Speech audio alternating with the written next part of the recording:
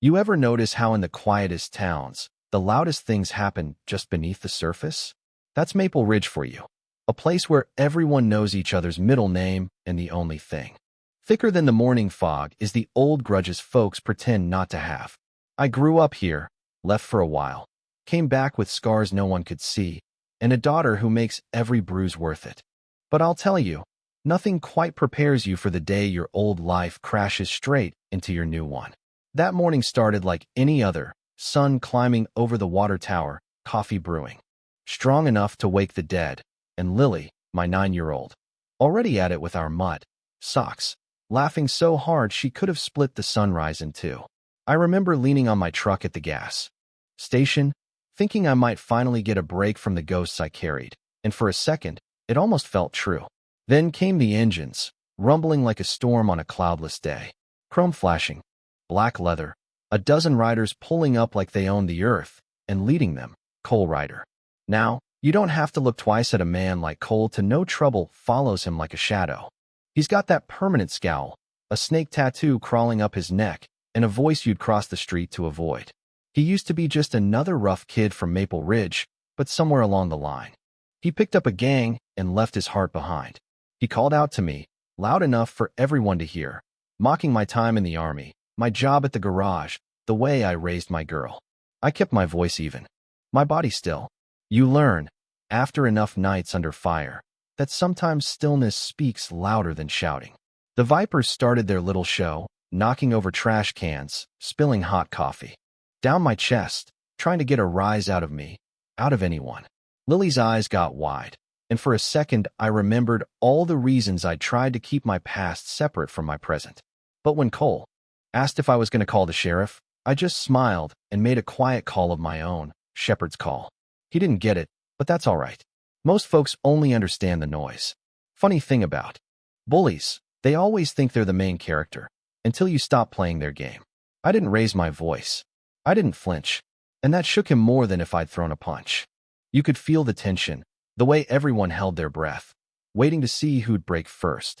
I looked Cole right in the eyes and told him about respect, how it's earned, not thrown, especially when your kid is watching. The Vipers didn't know what to do with that.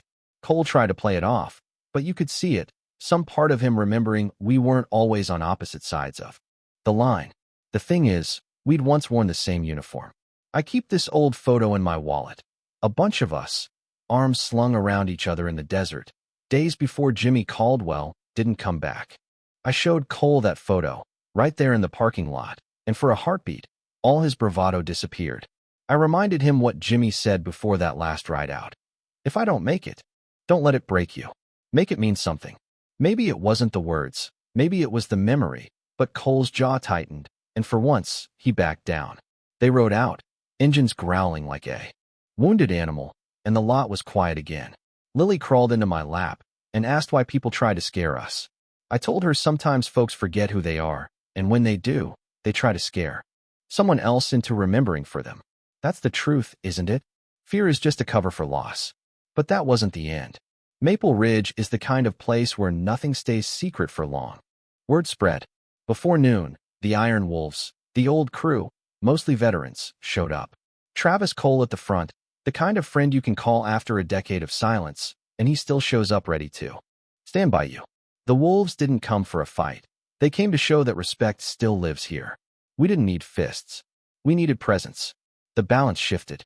Cole came back, thinking maybe he could reclaim what he'd lost, but standing in front of the Wolves and seeing the reflection of who he used to be, you could see the walls starting to crack.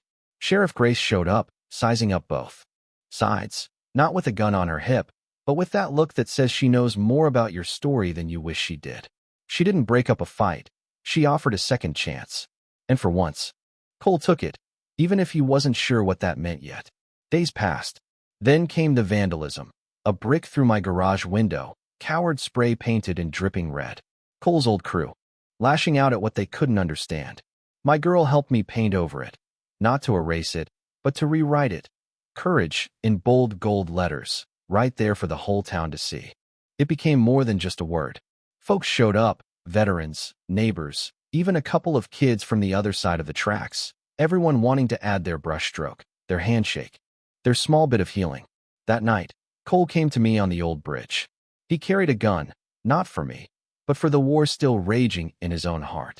I stood my ground, told him the truth. Jimmy died believing Cole was worth saving, and that every day you stay alive is another chance to prove him right.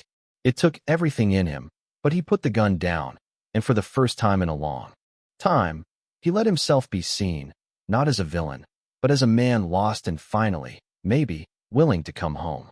Things didn't change overnight, but they changed. Cole showed up at the garage, not as a black viper, but as a man looking for a way back. The town watched. Some waited for him to mess up. Others started to hope. And when the black vipers finally dissolved, folks realized noise isn't power. It's just fear in a louder jacket. Cole joined the Veterans Alliance.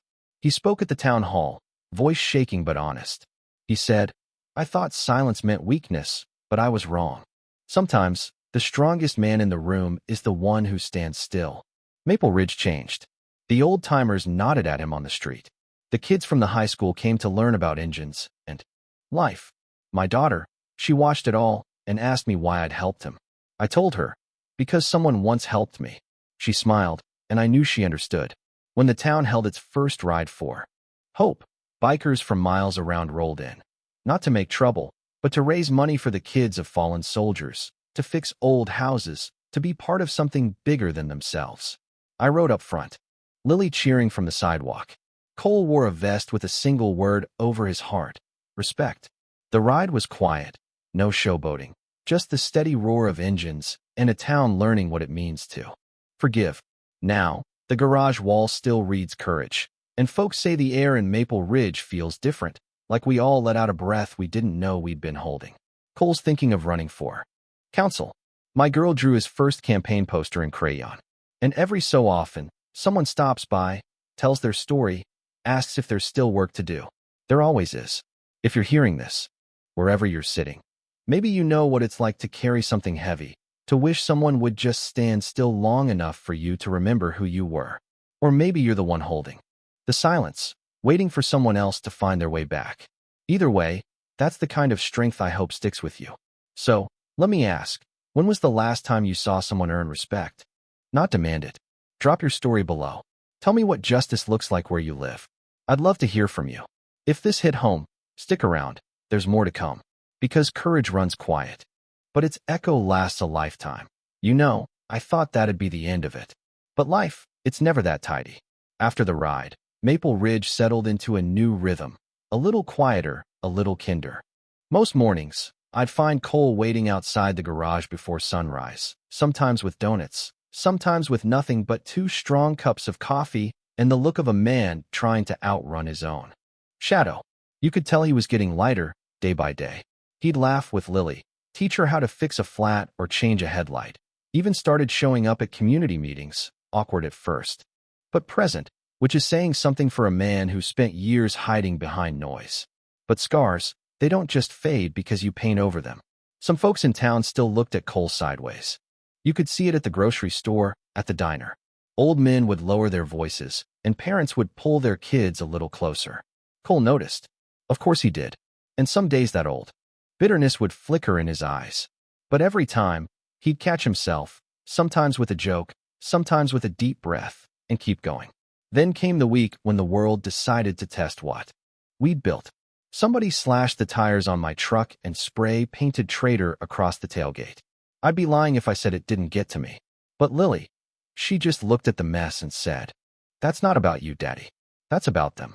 And I realized she was right. People throw stones when they're scared of what they see changing in the mirror. Instead of getting mad, we got to work. Cole patched up my truck without a word. Eli from the gas station brought over his old tool set, and even Sheriff Grace came by to help scrub the paint off. It was messy. It was frustrating, but it was real. Every brush stroke felt like a little rebellion against the idea that we couldn't change. That afternoon, a couple teenagers who used to ride with the Vipers showed up. They stood there, shuffling their feet, until finally one blurted out, "We're tired of being angry, man. Can we help?" Cole handed them a rag. No speeches, no drama, just the slow, steady work of making things right. That was the first real sign things were different. After that, you'd see more faces at the garage. Veterans, single moms, kids on skateboards, people looking for a place where silence didn't mean judgment, where a mistake wasn't the end of your story. The wall that once screamed coward now wore 100 handprints, each one painted in gold or blue or green. Every color in the crayon box. Courage, Lily would say every morning, tracing the letters with her finger. One Friday evening, Cole sat on the porch with me, watching the sun set over the ridge. He was quiet, but not the heavy kind of quiet, more like he was finally settling into his own skin. He said, "You ever feel like you finally stopped running, but you're not sure where you're supposed to stand?" I told him, "Yeah, but sometimes standing still is exactly where you're meant to be." He laughed, a real laugh, the kind that comes from somewhere deeper than your lungs. Then, almost out of nowhere, Grace showed up with an envelope. She handed it to Cole, didn't say much, just nodded. Inside was a letter from the county, inviting him to join the new Veterans Advisory Board. You should have seen his face. It was like someone handed him a map back to himself. "I don't even own a suit," he joked. "You own a heart. That's what matters," Grace shot back. The months passed. Maple Ridge kept changing, slow as a river carves a canyon, but just as sure. The garage turned into more than just a place for oil changes. It was where folks came to ask for help, to offer it, to share a meal, or just a story.